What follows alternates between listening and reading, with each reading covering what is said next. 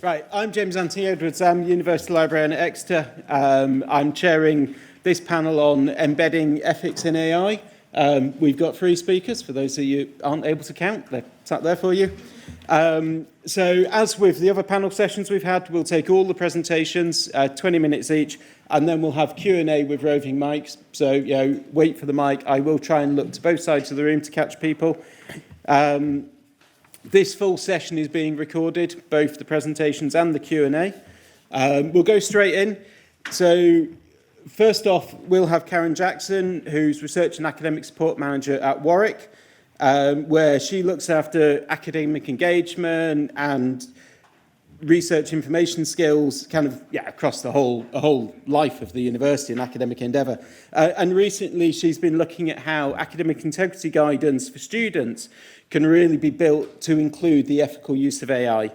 Then we will move to Graeme King, who's Head of Library Collections at St Andrews. Graeme's talking about keeping a human in the loop, optimising donation processing with multi-agent workflows, which I'll be reading after Joe's talk about National Library of Scotland yesterday. I think some really interesting parallels. So prior to being at St Andrews, he was Senior Manager Discovery and Systems at Glasgow. Before that, he was a historian working on the early printed book. And so far, what he's doing is looking at, how do you apply machine learning, data visualization to cultural heritage, a kind of a theme that's coming up at times throughout this conference. And then recently, he's been looking at how emerging technologies and operational workflows kind of intersect and work with each other. And then last, we'll have Heidi Envalt, who's a university lecturer at University of Oulu in Finland, where she's head of the Library and Information Sciences unit, and her research interests of looking at AI in scientific libraries. And she'll talk more about the work she's been doing with students. And we were just having a chat about the difference between UK conferences and other conferences, and she's keen to find out about the UK situation. I know that a lot of you are working in this area, so there's a little bit of imposter syndrome going on here, but I want to talk to you about the approach that Warwick has taken to the kind of embedding of AI, on the use of AI in education. So there was a survey in Welcome Week of our Warwick students, and they were asked about AI to try and kind of gauge the temperature. 57% of our students said that they had used AI within their studies, and yet 42% worry about its inappropriate use. So, like all of you, we at Warwick, we face a dilemma. How do we empower our students to use these tools whilst maintaining academic integrity? So what I want to talk to you a little bit about is what we did at Warwick and the approach that we've taken, and a little bit about why the library and our role was so important, and the kind of position that we have within the institution was so important. Again, confessions up front, I am not an AI expert, and I think that's kind of one of the benefits as to what I've been able to bring. The approach that we've taken is very much around collaboration between staff and students, and we have brought expertise, but we've also brought ignorance and anxiety to co-create some guidance and support that we think promotes and supports the ethical use of AI in education. And so what we think we've produced is some comprehensive guidance for students, and the support for the broader institutional understanding and approach to the use of AI in education. So, let's see if I can do can I do 2 things at once? Yes. So, as mentioned, and as we've been hearing in the conference, everyone seems to be talking about AI and the challenge that it presents for learning, assessment and research. The tools are developing so rapidly, and they're being used in such varied ways that it's really difficult for universities to provide clear, consistent and comprehensive guidance for students and teachers.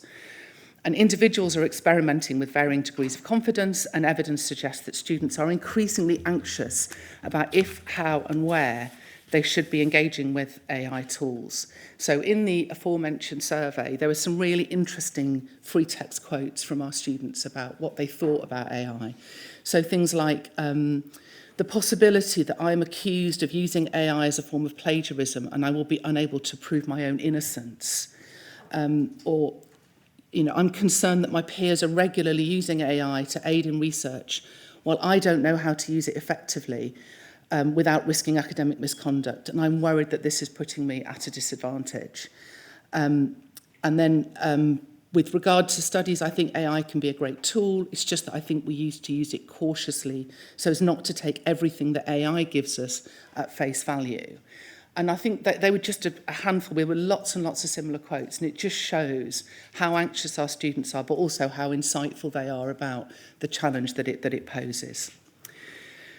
The situation at Warwick is that we are a very highly devolved institution, and this encourages lots more kind of individualised approaches to new ideas. There's a lot of innovation and experimentation with AI in education in our different departments and in different contexts. So in life sciences, there's been some really interesting work around assessment and using visualization tools to kind of make assessment more challenging and AI-proof. In business, they enthusiastically teach AI tools and techniques for efficiency, whereas in departments like maths and some arts departments, there are much lower levels of enthusiasm and confidence, and there are concerns about plagiarism in assignments. And in this kind of devolved context, it can be very difficult to join the dots and to learn what's happening across the institution, which is kind of where the library comes in. I think this is where the library always comes in. We are uniquely placed to begin making connections because we habitually work in partnership across the institution with all our departments and professional services. And unlike individual departments, we are a neutral hub working across discipline, which makes us ideal facilitators for AI discussions.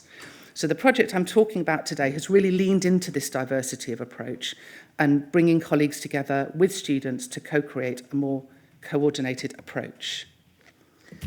So at Warwick, we have a Warwick International Higher Education Academy. And this is a fellowship. It's the first academy of educators where staff and students engaged in developing and steering teaching and learning come together.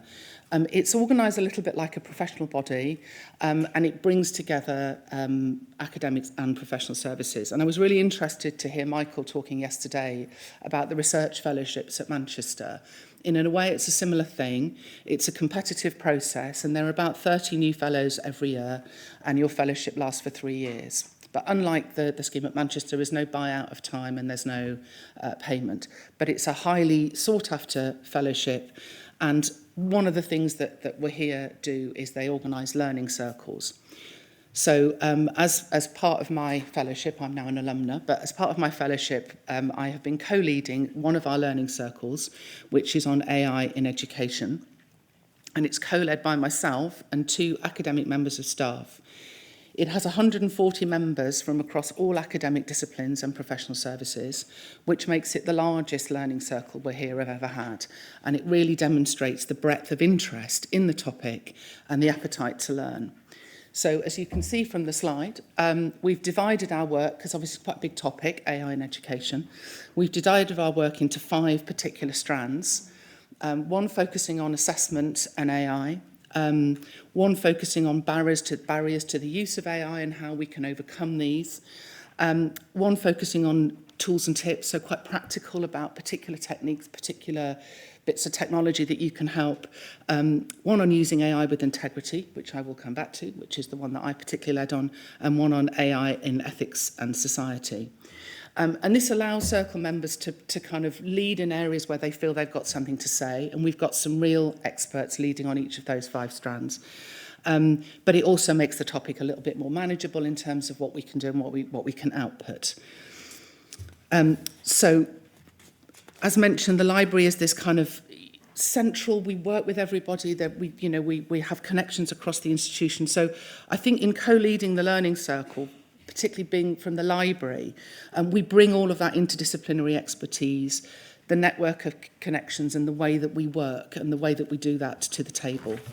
So working with academic leads who bring their sort of depth of expertise and their disciplinary specialisms, I think brings a really great combination of skills and approaches.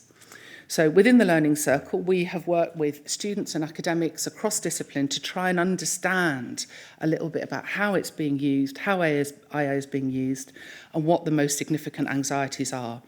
And appreciating that very few of us are actually genuinely experts. We all have something to offer, but it's an area that we're really all learning. So we've created some safe spaces for conversation, and I've just put some examples of some of the things that we've done within the Learning Circle. And a lot of these are discussion groups, fora, areas where people can come and really talk about what's going on in their department or what's going on in their area. And we've brought in internal and external experts to come and talk to us. And it's been really powerful, and we've had some really interesting conversations. One of the important things about the Learning Circle is that we do not create policy. We're not there to prescribe or proscribe what policy should be, and we're not responsible for the university position on the topic. Rather, we gather ideas and expertise, and we work with those policymakers to ensure that the policy the university does put forward is informed by practice. So, the strand of work I particularly worked on was around artificial intelligence and academic integrity. And this is an area where the library is very, very comfortable working. And what we wanted to do with this strand was to help students to develop the confidence and the understanding of how they could and should be using AI to support their studies whilst maintaining their academic integrity. So working with a small team of academics and students, we developed a Moodle course, everything's a Moodle, which enables students to work at their own pace to gain fundamental understanding of AI, how it works, and how then to use it with integrity. We take an interdisciplinary approach to the course. A lot of the information is interdisciplinary, and it's designed to be a foundation that all students can follow. But we also include links to specific departmental guidance and requirements where we have it. So we recognise that there are some areas where departments will take different views on the use of AI as related to their discipline. And one recent example was a different approach within, say, chemistry to computer science on using AI to create computer code. Chemistry, they're really not fussed because it's not really about the code, it's about the analysis. Computer science, they really are fussed because it's about something else. So we try to include all that disciplinary guidance. So there's a section where you've got different departments and you can look at that specific guidance. The course forms part of a suite of library courses that we have, along with, I'm sure you will all have similar ones around avoiding plagiarism, referencing, finding information. And this feels like a very comfortable space for the library. Academic integrity is core to what we do. Again, we've been talking today and yesterday about our values as libraries, and I think it feels like a really core value. It's curating collections of trusted resources, teaching students how to find, evaluate and reference their sources. Extending our offer to include AI just feels like a very natural extension. So where the course may differ from some others, and what we were particularly pleased about, is that we co-created with students. So relating back to some of those fears and anxieties that came out in the survey, we thought it was really important that we co-created with students. So we had a very small team of which a student was part, and then we've also had feedback from others throughout the process. And why did we co-create? We know students are anxious about AI. We know that they're worried about it. Questions on AI and usage and opinions were included, as mentioned in the survey, and it's clear that they are aware they need to know more, they want to use AI ethically, and they want to understand how to do it, and they're anxious about how others might be using it differently. So working with our students directly ensured that the course addresses their concerns and meets their needs. And we have a little quiz at the end, which is built on case studies. So it's scenarios that the students have to work through and say, you know, what would be a use of AI in this particular scenario? So I'm a student with from an international background. English is not my first language. I want to use Grammarly to tidy up my grammar, and is this okay? And then, depending on what they pick, they will get a little summary of, yes, this would be an appropriate response, or no, you know, you'd need to do something different. So it really supports them in their critical thinking. We've had some really lovely feedback on the course. Over 400 students have completed it since September, and we've had really positive feedback. I've put some examples on the slide, and there were many more. One of the ones I particularly was pleased to read was the one that says, after systematic study, there is no problem that I am not clear about. Thanks to the University of Warwick's guidance on the use of AI, I have a comprehensive understanding of the importance of AI to academics. We need to use AI properly. In my future study, I will think critically about the impact of AI on academics. And it was particularly pleasing because this is exactly what we wanted the course to do. We didn't want it to be telling you what to do or how to do it. We wanted to empower the students to have the confidence that they understand what they're doing and how to do it, and they're thinking critically about it. So that was really pleasing to get that feedback. So we have in the Learning Circle, I think, been informing the university's strategy. We have this lovely position of being slightly separate. We don't have the responsibility to create it, but we can share lots of information and hopefully inform that. So before the library, and I think the library's involvement in the Learning Circle has also really kind of kick-started that. Before we became involved with the Learning Circle, there were lots and lots of discussions on AI, but they tended to take place in silos. Departments tend to be quite kind of narrowly focused, and so we've come into the Learning Circle and used our connections and our way of working to really try and join up the conversations. We've used our spaces to host events. We've got some lovely big spaces, and to facilitate that kind of development of this community of practice. So a focus on integrity and ethical principles have been absolutely central to what we do and informed our approach. We're always seeking to empower staff and students with confidence in using AI tools, but in a mindful and ethical way. Quite often, the student or the member of staff we're talking to knows an awful lot more, certainly than I do, about how the tools work. But where we can talk to them is about how and why and what you should be thinking about when you're using a particular tool. And going back to what somebody said earlier, I can't remember, it's not so much the what, it's the why and the critical thinking that are really where we can support. We'll never keep up with I certainly will never keep up with all the technology, but I think that the core principles about integrity remain the same. And it's really resonated with the institution, I think, and has resulted in us being quite important to the emerging strategy. So as a result of our activity, the Using AI with Integrity Moodle is now embedded in the Central University web pages and guidance on academic integrity and their regulations around that. And our AI literacy sessions that we have been running are advertised and endorsed by the university's AI Centre for Excellence. So they've received really wide engagement from across the institution, which again is generating further conversations. And we're just beginning a conversation with the university's brand new Digital Academy about how we can further embed some of this AI literacy really across the university. So I think by working collaboratively across the university, we've really ensured that our approach doesn't just guide students and staff, but is also informing that strategy as it emerges and helping the university to have a better picture about what's going on within departments and where the expertise is.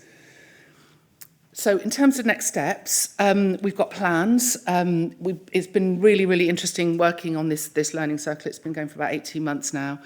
So looking ahead, we've got a lot to do with the Moodle course. We've had some really positive feedback, but we want to get some more case studies in there. We want to get some more granular advice from particular departments who didn't respond first time round, and now we're hoping that they might share some of their guidance with us.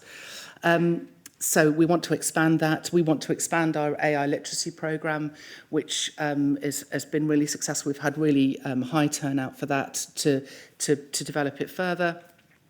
We're going to attempt to keep up. I think that's everybody's goal, isn't it? Attempt to keep up. And we're going to continue to host these kind of cross-university discussions on AI ethics assessment and how it can be used in education, because it's not going away, it's here to stay, and I think, like any other technological advance, we need to get ahead of it and we need to embrace it. As I say, huge imposter syndrome. I'm sure that you're all doing really similar things, and if anybody would like to kind of have a look at the Moodle course or have a look a bit more detail about what we're doing or to connect up, be really, really happy. So come and grab me afterwards, because always keen to connect. And I've got 2 minutes to go, so breathe. I kind of practiced it a few times, and it was 21, 22, 15, so depending on how nervous I was. So thank you very much indeed for listening, and over to the next person. Thank you. Okay, so if you've ever worked with collections, you will know this feeling. And I was dazzled by Kieran earlier, but I must confess I did not use generative AI to do this. I did this myself. A well-meaning individual probably approaches you with a box of donated books, papers, or, dear God, VHSs, and you smile, nod, and assure them that their collection will be a valuable addition to the library. But at the back of your mind, you're already picturing what happens next. That box probably full of duplicates, outdated textbooks, items outside your collection's scope. And you can't help but wonder how much time, effort, and space is this gift about to cost us? Because the reality is, donations aren't free. And saying yes isn't just about accepting books. It means assessing each item. And this process takes time. A lot of time. In fact, we calculate that a single donated item can cost upwards of £50 in staff resource, transportation, storage, and life cycle costs. And when budgets are already stretched thin, this is a significant expense. And unless donations come with dedicated funding for processing, it becomes a task, that staff handle when they have time, which I'm pretty sure all of you that work in collections know, that means they sit in their stacks for sometimes months, years, and honestly, even decades. But despite my negativity, donations remain incredibly valuable. They refresh collections, fill in gaps, and sometimes even bring up unexpected treasures, books that spark research projects or form the foundation of special collections. And this is an image I snapped of our Iranian studies at St Andrews, which has primarily been built through gifts and donations, and is fast becoming one of the best resources in the UK for the study of this. So how do we turn what is an overwhelming pile of books into usable catalogued resources without overburdening our already stretched teams? And that's when we started asking, could AI help? And so to find out, we ran an experiment. We developed an AI-driven multi-agent system designed to mirror our existing donation process, not to replace it, but to test out where automation might assist in decision-making and where human expertise still remained essential. So today I want to share with you what we did, what worked, what didn't, and why we as library professionals must take the lead in shaping AI rather than letting AI shape us. So let's get started. Boom. So I'm sorry, this is a bit of an eye test, but hopefully we can pass around these slides afterwards. So this is really what happens when we receive a donation. So there's just a lot of decisions in this process. First step is, we check our catalog to see if we have it. Then we decide, is the donated copy in better condition? Should we replace it with an older version? Do we need multiple copies even? And if we don't own it, we ask, does it align with our collection priorities? Do our users need it? And if we don't take it, is it available elsewhere? If a book does make the cut, it moves on to metadata processing, and then it goes through book processing, barcoding, RFID tagging, and labeling before finally ending up on shelved and ready for our readers. But not every book belongs in our collection. And depending on the agreement with the donor, some gifts go back, some we try to pass to partner institutions, and some may just be responsibly disposed of. Now, this structural approach ensures that every donation adds value to our collection, but it is labor-intensive. Every step requires human judgment, involving multiple teams at multiple decision points. So enter the future, the multi-agent system. So you probably have already heard of AI agents or agentic AI. I think Kieran kind of mentioned this morning. And it's a bit of a buzzword right now. It sounds terribly futuristic and probably a little mysterious, but the idea is super simple. Most LLMs work in a very straightforward way. You ask a question, it generates an answer word by word without looking back. It doesn't pause, reconsider, or check its own work. It just responds and moves on. They also don't have access to any environmental tools. They can't access the internet out the box, APIs, or other resources. And that's really not how humans work, and it's certainly not how our library team evaluate donations. And so this is where agentic systems come in. These systems can act independently to do tasks on your behalf, and critically, they often have access to different tools and resources. And often these work better in multi-agent systems rather than one working in isolation. So you set them up with sort of a specific role, and researchers have found this will often improve performance. So, how did we build our AI team? To test this approach, we designed a system of AI agents mirroring the way our library staff do their donation process. So we had a cataloging agent that could check our library catalog and interpret search results. A rarity agent determined how many copies existed in other libraries. A policy agent could review collection policies and see if a book met our criteria. We had an academic agent that could scan research projects and PhD topics. A donation agreement agent that handled donor conditions, a metadata agent that could create bibliographic records, and a supervisor agent that sort of pulled this all together and tried to coordinate it. And each agent wasn't really following a script, it just had access to specific tools to help make smarter decisions. So for example, the rarity agent could search JISC Library Hub or see the current market value of a book on AbeBooks. While the academic agent could run a semantic search across a vector database of hypothetical research grants and PhD projects. So together, the system functioned like a well-structured team, with each agent handling its area of expertise and then reporting back to the supervisor agent. So to see how the multi-agent system worked, we created a set of ground truth donations. Books with known outcomes already reviewed by a human expert. And our goal was simple. Could the AI decide correctly whether to accept or reject a donation? If accepted, could it generate a catalogue record? And if we rejected it, could it determine the correct next steps based on the donor agreement? And we didn't quite stop there. We also wanted to see how policy, complexity, and active research interests influence this decision-making. So we ran it in 3 phases. Simple policies, where we had a basic set of collection guidelines. Specialized policies, where we had more complex rules, adding subject area priorities and special collections. And then aspirational policies, so research-driven priorities and evolving collection goals. And at every stage, we compared the AI decisions to human judgments using a diverse set of test materials. As you can see up here, from monographs, special collections work, and of course, the potato queen herself, Poppy Cooks. We focused only on books here, excluding serials, archival materials, and mixed media, but there really is no sense that this wouldn't work with similar materials. Each AI agent received a tailored prompt aligned with its role, so cataloging, policy checking, and so on. And rather than fine-tuning AI to perfection, our goal was just to simply test the system as realistically as possible. Finally, we used as many off-the-shelf components as possible, so no reinforcement learning or custom models. We wanted an approach that libraries could realistically explore without huge development costs.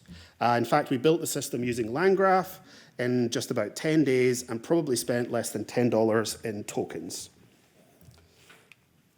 So, to illustrate the process, we can look at a single case here. We upload an image of a book, or we can give it a basic prompt, such as, we have been offered the following book as a donation. It is in good condition and was donated by Simon Whitmore. From there, the supervisor agent orchestrates the workflow, calling the different agents. And once they've all provided their input, the supervisor agent confirms and then says what the recommendation is. You won't be able to see it because it's so tiny, but at the very top, it's giving a recommendation, and then below this, it is explaining why it did this. So in this case, it already exists in 7 copies in our library. Based on a policy which says we don't accept duplicates, it's decided to reject it. And then at the end, it looks at the donation agreement and says that because we don't have to return it to the donor, we can just go ahead and get rid of it. So this was kind of broadly a level where we could see this. I wasn't going to demo this today, but I did get afraid of time. So if anyone does want to see this in action, just come and grab me. But we obviously did this as a batch process over the whole thing. So how did this perform? Well, our AI-driven workflow showed real promise, but as decision-making process became more complex, its weaknesses started to show.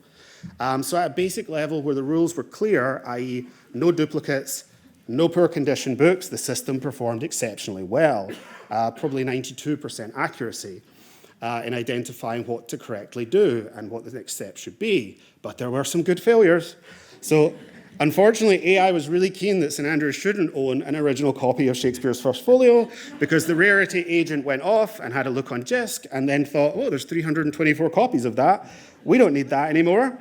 What was even worse is it correctly looked at the donation agreement, which said we could throw it away. So it got pretty bad. But, this is a case where the tools connected to AI show their weaknesses, that it just couldn't interpret the facsimiles properly and those. And this is kind of unfair, because there's only a few at this case when things are really well defined. It did actually do pretty well. But oh boy, when it fails. So, as policy became more complex, the decisions became much weaker.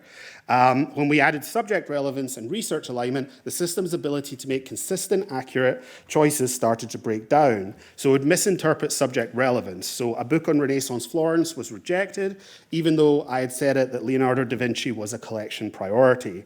It repeatedly failed to recognize the scope of topics, so a general history book was accepted under a policy meant to prioritize medieval studies.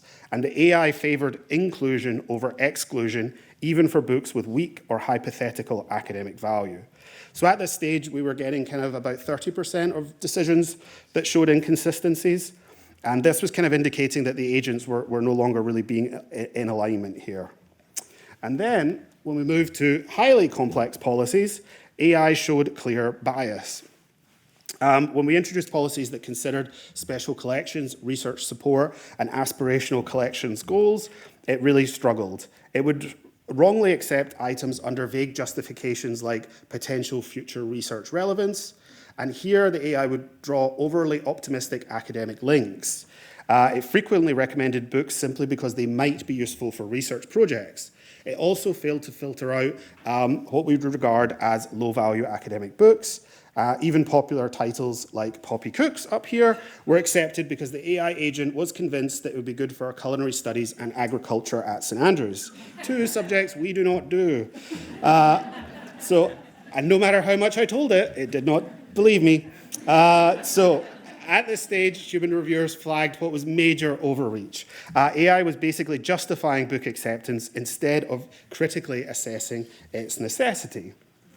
So, what does this tell us? AI excelled at rule-based structural tasks, but faltered when faced with ambiguity, subject areas, and real-world nuance. It could follow instructions flawlessly, but lacked that discernment that really is embedded in library professionals. And at least for now, AI can be a powerful collections tool, but it cannot yet replace human expertise, especially in complex, context-sensitive decisions that shape library collections. So as libraries explore AI integration, I think the real question isn't just what AI can do, but what it should be entrusted to do. And I think there are many points we could pick up here, and some of the speakers have already talked about this. There is the danger of the profession becoming AI button pushers, passive operators, approving AI suggestions instead of shaping collections. And it's certainly relevant to consider if AI would lead to more rewarding work, or if its reliance would lead to a gradual descaling and erosion of professional judgments. You'll all be throwing out first folios before you know it. But these are topics for another paper. And what I regard really as the greatest issue to come out of this experiment was one obvious way we could make it better. And with my systems hat on, I would just fix it by trying to rewrite our policies so they were more rigid, with strict rules for duplicates, pre-approved publishers, predefined collection subjects, and hard thresholds for what is actually meant by scholarly relevance. This would make AI's job easier. But it would also turn our policies into a trap. It would lock us into AI-friendly rules that strip away the flexibility, grey areas, and professional judgment that define great library collections. And if we bend policies to fit AI, we don't just risk making bad decisions. We risk reshaping our entire role as librarians. Libraries have always built distinctive collections shaped by local needs, research priorities, and curatorial expertise. But AI favors common, the widely held, the easy to categorize. And if we rewrite policies to ensure AI works smoothly, we risk turning unique collections into cookie-cutter replicas. And we've all seen this trend in action recently. Standardized publisher practices and subscription-based models, like ProQuest's recent proposal, have been marketed as increasing access, but they limit the diversity by reducing selection to predefined algorithm-friendly pools of material. And if we go further, rewriting collection policies to prioritize circulation data, algorithmic recommendations, and predefined selection criteria, we could end up reinforcing existing publishing trends instead of curating for the future. Oops. Not there yet. Rigid rule-based AI policies might seem neutral, but in practice, they don't filter information, they also exclude it. You'll probably all be aware that in Iowa, school districts used AI, including ChatGPT, to comply with state laws on book bans. The result, AI flagged and removed books like The Handmaid's Tale, not because of proper judgment, but because the algorithm misinterpreted sexual acts. And manipulation of donation policy isn't just a theoretical risk. We have many instances where this has already happened. One political group was found to repeatedly call books up from a library so that they had donated themselves in order to fabricate the appearance of high demand to pressure libraries into acquiring similar materials. Similarly, groups have disguised political motivated donations as gifts from anonymous alumni, attempting to influence collections without librarians realizing it. And if libraries start relying on AI to assist with acquisition decisions based on circulation data, alumni gift, demand metrics, bad actors could and probably will exploit these systems to elevate certain viewpoints and suppress others. Suddenly, AI isn't just a tool, it's an accidental enforcer of censorship, bias, and outside influence. And if AI-driven policies lead to the exclusion of certain perspectives, who is legally responsible? Could libraries face lawsuits over whether their AI-driven decisions suppressed or promoted certain ideas? So, in conclusion, AI in libraries is both an opportunity and a challenge. AI is on the brink of transforming our library workflows.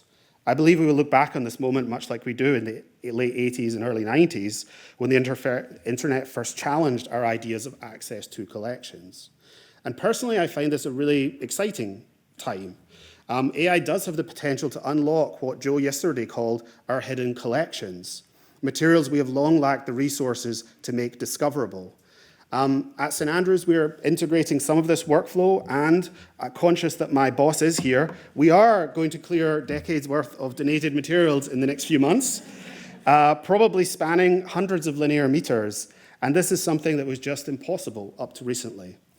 The challenge, however, lies in defining through rational experimentation what we are unwilling to cede to automation, and more importantly, articulating why doing so would pose ethical risks to our profession and our communities. This is why schemes like RLUK's Research Catalyst program are so vital at this moment.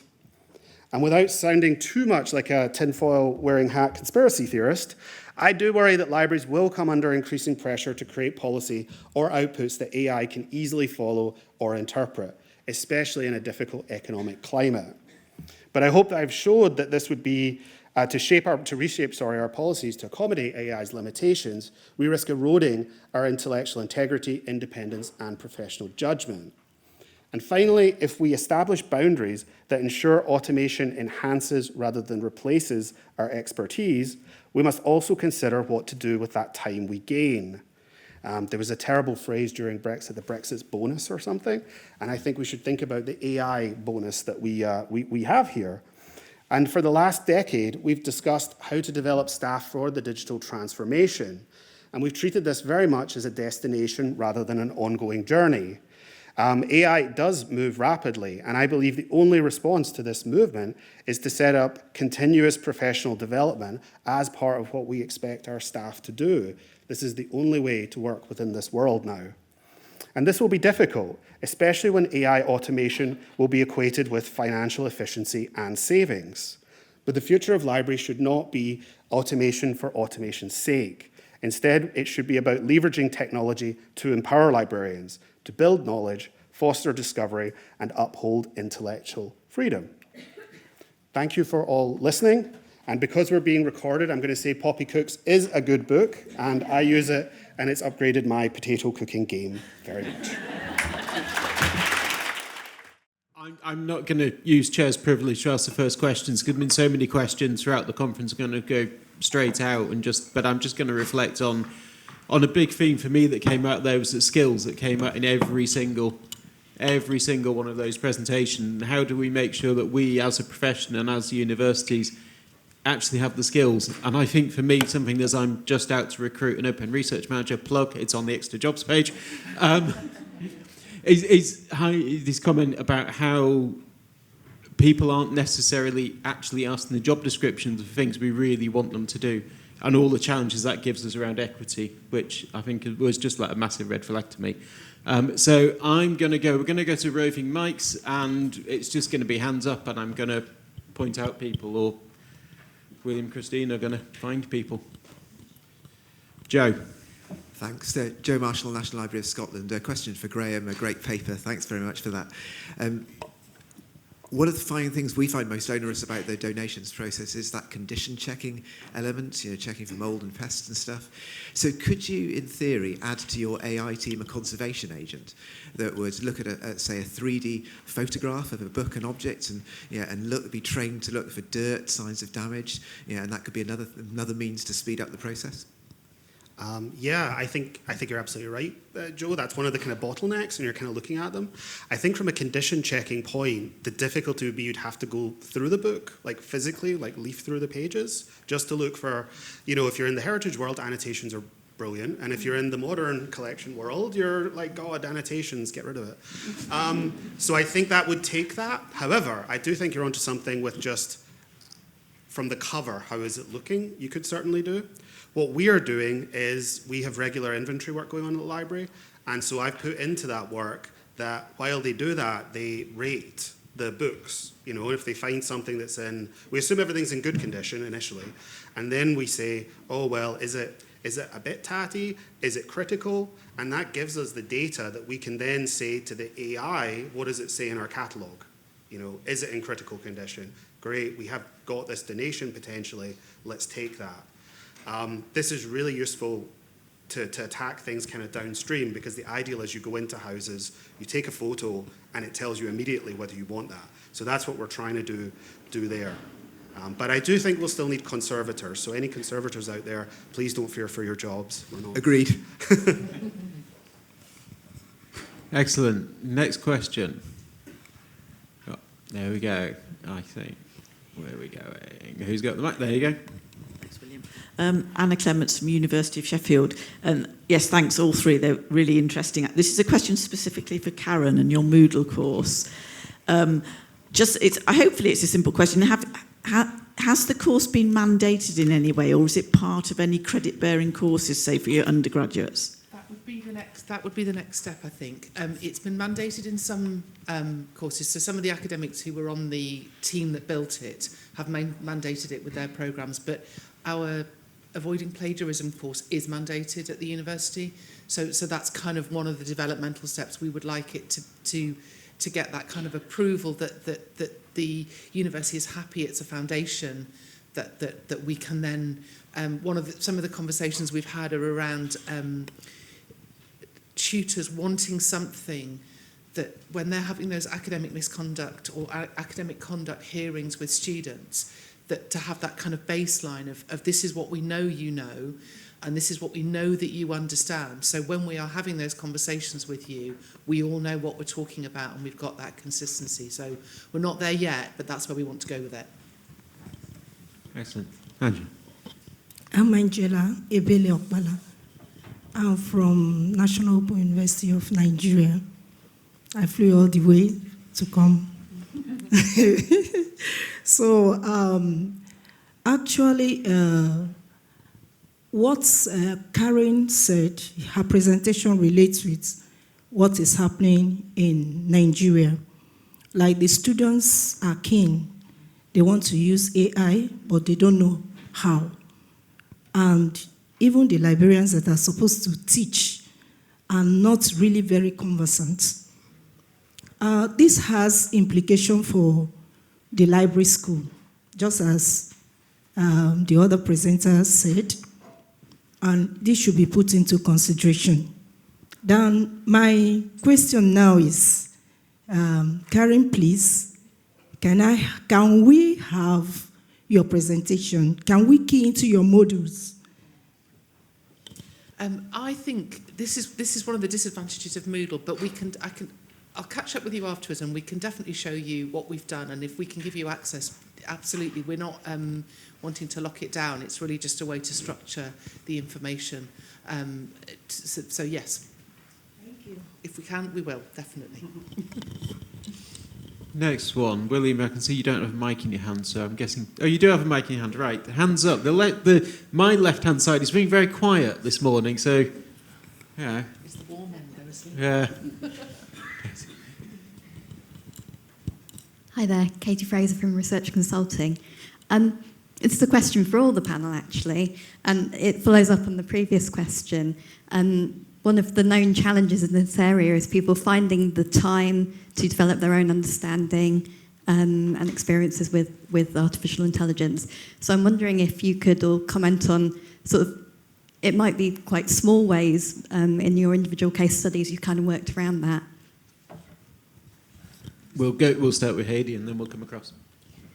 Okay, yes, I think we, as a staff of this field, I think we have tried to include these kind of small experiments, say, for example, in our research seminars, where we take a look together with the new tools available, for example, for systematic reviews, and some of my colleagues have used them more, and then they show to others that how I have been using this and so on. So I think through that, and then in the university, of course, they arrange a lot of training related to different tools and in general discussion about AI and so on. But there again, we come across that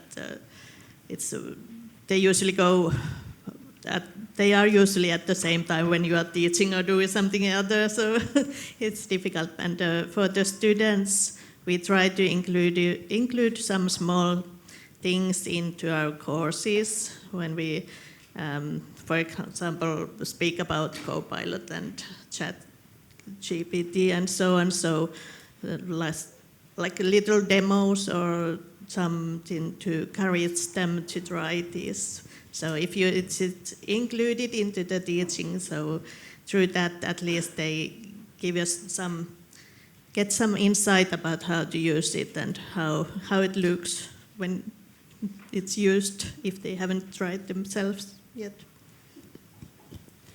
Yeah, I totally agree, and we have the same sort of idea of setting up, training for our staff and trying to just get them started with it.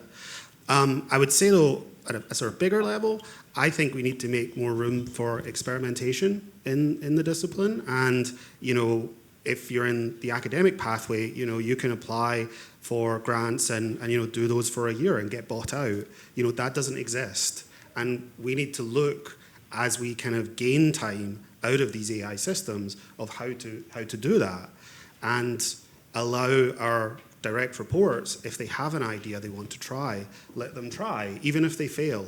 Write it up, put it out there, try to create that kind of culture, because that seems to be the blocker to adoption. If everyone was just constantly learning, they'll be able to adapt, but we are in now a world of just constant learning, and we need to prepare our staff for that is the future. Yeah, I think I'd echo what both Heidi and said. I think it's finding that time, that we are all very time poor, but so what we've done, again, similar. I think there's a lot of fear around AI, and that it's this kind of different, very strange thing that's not like any other change we've had before. So I think it's trying to kind of destroy some of those sort of barriers and fears around it. Similar, we've put on training sessions and literacy sessions to try and demystify a little bit, but I really like the idea of that kind of space to experiment and space to try. And we all talk the talk about, put some time in your diary every week, an hour of kind of experimentation time or thinking time, but with the best one in the world, the kind of the more urgent often creeps into that. So I think it feels like a challenge, but we need to do it. And I think what Hayley was talking about in terms of what we're looking for our future staff, you know, we all need to be developing and continually learning, and somehow we just need to find the time to do it, but it's not easy. Yeah, excellent. Right, more questions? There's two there, so we'll go. Yep, first person. Yeah, okay. Charlotte Cohn, University of St Andrews. Sorry, Graeme. This is a question about sustainability. So AI uses a huge amount of energy, and I was kind of wondering how promoting its use and for big projects and that could be squared with the institution's drives towards net zero. Oh, Charlotte, you're going to be in so much trouble when you get back to this. No, it's a really good question, and I think it's one we need to address. I mean, cards on the table, I don't think we know enough about what the sustainability costs of these are. On one level, there's, you know, the tech bros saying, don't worry about it. And then in another, there's people saying this is completely unsustainable. And I feel we just don't have enough data out there to say, well, what does it cost if I do a project like I do with 1,000 items? Like, what is the carbon cost of that? And we need a bit more data to understand this. I think we also need to understand or demystify a bit better what happens when we use, let's say, a commercial model versus we put a model from Hugging Face on a server in our IT and we run it that way. There's a whole kind of probably carbon cost and financial cost to these, and we need better transparency. And a really good sort of advocacy part of what RLUK could do is getting those figures out there and letting us understand what that will be. Because if I was sort of seeing which way the wind will go in submitting your grant going forward, you probably will maybe have to say what the cost of this is. And that might be something that reviewers will think about when they're deciding whether you're getting the money or not. I'm going to come to Heidi and Karen on that as well. Heidi, how does sustainability feature in LIS education in Finland? Yes.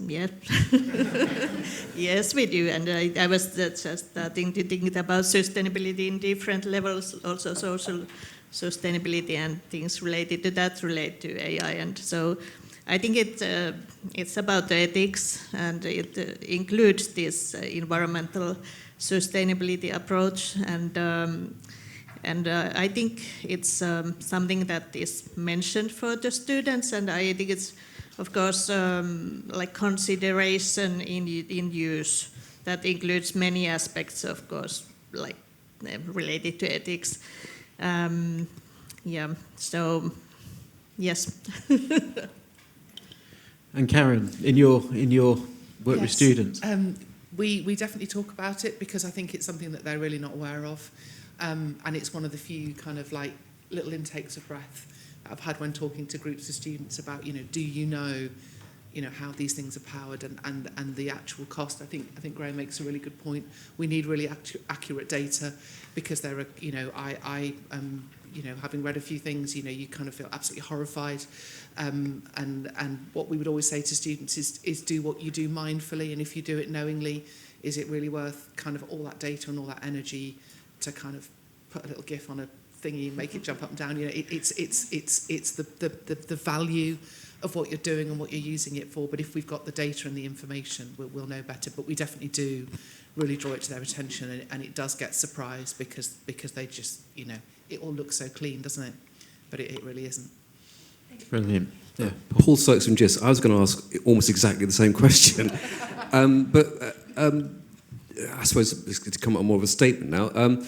What we've been talking about so far is what I would describe as the first level AI ethics, trust, censorship, plagiarism, decision-making, and so on.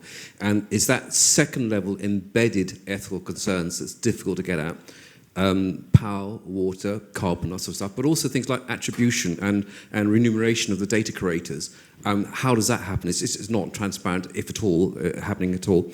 And also, it's very difficult to get those stats you were talking about, because the cloud companies and so on, they've sort of removed that part of the stats they've published from what they publish. So how are we going to find out that information? I don't have an answer for that. Does anyone on the panel have an answer to that? I think I'm going to look to all three of you. I mean, it's the whole question of labour is really interesting. There's a book that I cannot remember the name of that came out a couple of years ago from the Oxford Internet Institute, which is a whole research project around, how models are trained and where the labour sits. And the labour sits a very long way away in some really quite problematic working conditions. And it's not something we talk about. So how much do those deeper ethical issues get talked about? Any of you can pick that up, because it's a really hard question, so I'm not going to pick on anyone. Probably not enough. I think is a fair point. Is and I think the thing about attribution, Oh, sorry.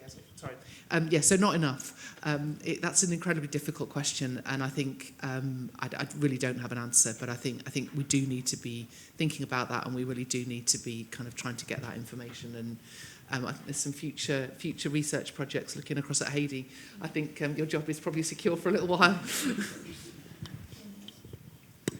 Yeah, the attribution's difficult. I mean, again, it goes back to the foundation of the models. They're not determinative, they're predictive. So you ask one thing, you get another thing out. And I think that's kind of a mental jump for us who are used to kind of the Google search or the library search, which is deterministic. You put in a word, you get something back. You do it again. If nothing has been added to the catalogue, you will get that again. It will literally change what you do. And you can adjust that, in models with the temperature setting. I mean, that's what it does. It makes it more random. So I think it's an incredibly hard thing to do, that what goes in might not be the same. And repeatability, as we talked about yesterday, is going to be a crisis of knowledge.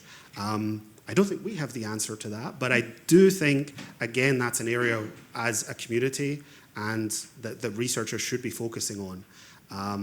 There are simple things we could be doing. So, all models, when you use them, normally you put in a user prompt, but you'll also put a system prompt in. You'll do things like that. I mean, making that transparent. I don't know what, when we see the research assistant in kind of ProQuest tool, like, what is the system prompt for that? How is it changing it? What model are they embedding? What are those embeddings? What are the biases in those? I think that's how we maybe it doesn't answer your question, but it's how we make an impact on getting that discussion going. Yeah, I think relating to the transparency also, it relates to the statistics that you mentioned, that getting the information from the companies, and I think it relates to lawmaking, and I think EU AI Act, I think there is elements related to this transparency too, that the aim is that they're working and everything that is on based, what the AI tools are based on, and how much do they use the energy and all kind of these things, that it would be as transparent as possible. But I'm not an expert on that law, so I don't know exactly, but I think it's included there. Brilliant, thank you. And then so we're going to go over to the far left of the room on the warm side. Hi, Isabel O'Kelly from Queen's University, Belfast. Thanks to all the speakers. It was really very, very interesting. Just a general comment about AI in secondary schools. I don't know anybody here, parents of teenagers, have harnessed AI so quickly, and it's both amazing and terrifying to see how quickly my 15-year-old GCSE son is using AI, and there's so little, I won't say regulation, but the secondary schools it's come on top of them so quickly. I see in the Republic of Ireland they're introducing a continuous assessment in English, and already second-level teachers are saying, they want indemnity against anybody using AI for anything continuous assessment related, and it's just reaching out to that cohort of students as they reach university age, because it really is only happening in the last couple of years in second level. If anything, I think the second level students are overconfident in their use of AI, and it's how to stop them as they reach university and say, look, this is not particularly not good, but they're using it well, but they need now to be funneled into something which is a lot more ethical, a lot more structured. I don't know how many universities we've had in the past transition skills for second level students. We've kind of parked that a little bit in Queen's, but yeah, just how to reach the people who are overconfident and coming to university age, because I've certainly seen that myself. Thanks. So, who wants to start with how to deal with overconfident teenagers? And as the father of a 17-year-old daughter, please can someone give me some tips? Well, I think our students are not yet at the overconfident. They are in the anxiety level, as mentioned by Karen. But yeah, I know what you are talking about, and I think it's really important to include this ethical training also to schools, to that level. And I think for the teachers in the universities, I think at least in Finland they are already experts in this stuff and taking into account, and also using AI in an ethical way in schools. So I think it's about teacher training also, that how to prevent that they are using it in wrong way already in young age, and then they come to the university and use it unethically. So I think it's about training also for teachers as well as librarians and everybody. I think it's hugely problematic, isn't it? Sorry, do you want to go next? Did you want to hold your mic? Oh, sorry, I keep doing that. I think it's really problematic, and it's that it's an interesting mixture, isn't it? The confidence and the trust in, and it was touched on by a few of the speakers around, you know, in the sort of political sphere, the risk of trusting what the computer tells you, and I think the way that we can address it is partly by demonstrating and showing where the computer doesn't always get it right. I think one of the interesting things about AI is it will replicate and continue to replicate biases, because it's obviously based on an information set which, because it has to be from the past, even if it's the very recent past. So I think we really need to, in a kind of a way where you're not, it's that kind of, the teenager thing is quite important. So you're not the kind of old person saying to the teacher, thou must not. It's showing where it's problematic and how it's problematic. And there was a really nice exercise done in, I think it was in accounting and finance, and a problem was set by the academic for the group. And they all did the problem, whatever it was. It wasn't particularly complicated, and they all got kind of an answer which was kind of broadly right. And then he set the same problem to an AI tool, which got a different answer. And they were all about to change their answer.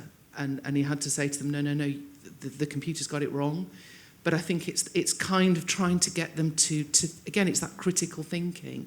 You know, use it where it's helpful to you. You know, you hear really interesting stories about, you know, students in schools who are dyslexic able to use voice recognition to really transform their ability to write well and to support their learning, but use it critically and understand where it fails. And there are some lovely things that, you know, people do where they kind of show it giving up really silly or daft answers, and then maybe that's where you kind of prick the teenage confidence. I don't know. Fabulous. Graeme, unless you get anything more. So, I mean, I don't have children, so I picture all teenagers as like beautiful people who just work hard and never cause any trouble. But I guess, like, to the point, I suppose what I would raise as a concern is creating a multi-tiered system for children.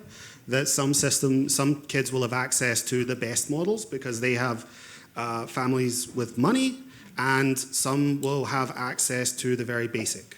And we may see that stratification being more problematic. I don't think Sam Altman's 20 grand PhD level researcher will come to be, mainly because China is underwriting that at every turn. But if we have a situation where you can access that type of thing, one community can do it, another can't, I think that's my bigger concern for kids. Brilliant. Really, really good point. We're probably on our last question, so we'll hopefully the classic thing gets to the end. Quick question, quick answers would be great, because we might squeeze another one if there is one. Okay. My name is Lori Bridges, and I'm from Oregon State University in the U.S., and I'm a teaching librarian. And so my interest is connecting with other librarians, like a librarian from Nigeria, and with Karen about teaching AI literacy and ethics, which has basically become my job. But an interesting aspect of all of this has been the politics on our campus. We do have an AI program, a master's and a PhD, that has existed for 20-some years. And just recently I met with one of them. So there's all these politics, who's teaching what, what's happening. So I'm wondering how you are encountering those experiences on your campus. I think similarly at Warwick we have programs that are taught by academics. I think where we come in is at that kind of skills level. You know, we're not teaching people how to build AI tools or how to really be super expert in the technology. So I think we see it as very distinct and we're quite comfortable with that. But I get your point. Heidi, you're in an interesting space of being there and teaching the people who are going to be teaching the people in the future. So where do you take it? Yes, I think it's a good question, and I totally agree that it's a difficult thing. I don't really know the answer, but I think we can discuss on the coffee more about this if you're interested. I think the time is ending. So Yeah, we've hit the red thing, but I'll take "we don't really know the answer" as quite a good summary of quite a lot of questions.